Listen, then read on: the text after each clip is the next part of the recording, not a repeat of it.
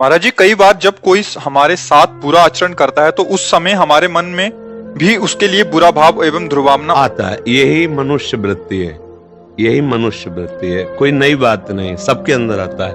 पर अब आपको केवल मनुष्य ही नहीं रहना, आपको नया कर्म करना है। आपको साधारण जीव की गति में नहीं जाना, आपको आत्मा स्वरूप का बोध या भगवत प्राप्ति करनी है तो अध्यात्म मार्ग में चलना होगा। अब अध्यात्म मार्ग से आप इसे काट सकते हैं, अन्यथा तो फिर लड़ाई झगड़ा राग द्वेष ये तो चलता ही रहता है। अध्यात्म मार्ग से कि ये आदमी क्रिया कर रहा है, लेकिन इसका कारण क्या है। बुद्धिमान आदमी कारण पे पहुंचता है, क्रिया पे नहीं टिकता। इसने मुझे गाली दिया, मैंने कुछ अपराध नहीं किया, फिर भी ये मेरे को नीचा दिखाना चाहता है, मेरे प्रति प्रतिकूल आचरण करता है, तो इसका कारण क्या हो सकता है। तो भक्त सोचता है इसका कारण भगवान है। क्या भगवान क्या कारण हो सकते हैं, हमें गाली क्यों दिलाए। कोई मेरे ऐसे अपराध हैं जिनका दंड मुझे बहुत भयानक मिलता, तो गाली दिलवा के अपमान करवा के मुझे भगवान पवित्र कर रहे। जय हो मेरे कृपालु प्रभु, आपकी जय हो। आप उस क्रिया पे नहीं टिकेंगे तो द्वेष नहीं बनेगा और भगवान में वृत्ति चली जाएगी। और अगर क्रिया पे टिकेंगे तो आपको फिर गुस्सा आएगा कि तू क्या समझता है, मेरे को गाली दे के निकल जाएगा। अब ये नई क्रिया बनना शुरू हुआ और हमारा पतन हो जाता है। थोड़े से क्रोध में हम अपने जीवन को नष्ट कर लेते हैं। माना आप बहुत बलशाली, उसे मार दिया, फिर आपसे बलशाली कानून वो आपको अपने हाथ में, अपने पंजे में लेकर आजीवन कैद में रखेगा और फिर मन आपका जलेगा पूरे जीवन। ना भगवत चिंतन कर सकते हो, ना परिवार की सेवा कर सकते हो, ना देश की सेवा कर, पूरा जीवन कूड़ा हो गया।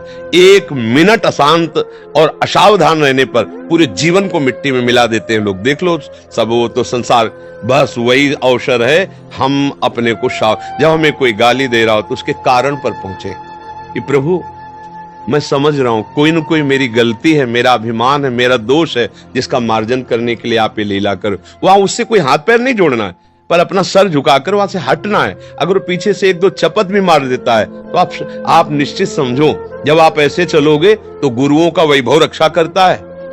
आप सर मोड़ के चल दोगे तो आप जिनके लिए सर मोड़ दिए वो उनका सर नीचा करवा के छोड़ेंगे। इतनी सामर्थ्य, अनंत शक्ति संपन्न है।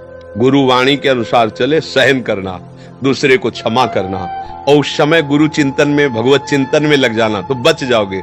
लड़ाई झगड़ा राग द्वेष हर व्यक्ति के अंदर है, आप नहीं, हर व्यक्ति के अंदर। इसी को मिटा दे सो महात्मा, और जो इसी में फंस गया वही संसारी पुरुष होता है। महात्मा जिसके विचार, जिसकी बुद्धि निरंतर भगवत तत्व में स्थित होती, उसे कहते हैं।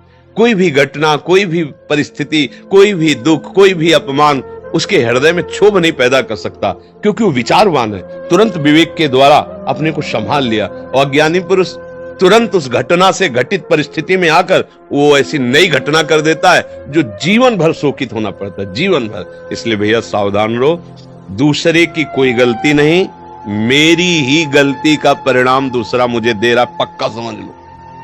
ऐसे विश्व में किसी की ताकत नहीं कि आपको छू ले। अगर कोई मुझे दंड दे रहा है तो मेरे किसी कर्म का, किसी जन्म का वो फल है और मुझे सह लेना चाहिए, हिसाब किताब बराबर। अगर हम नया कर्म करते हैं तो फिर अलग बात है। और उसी समय एक और बात जिसको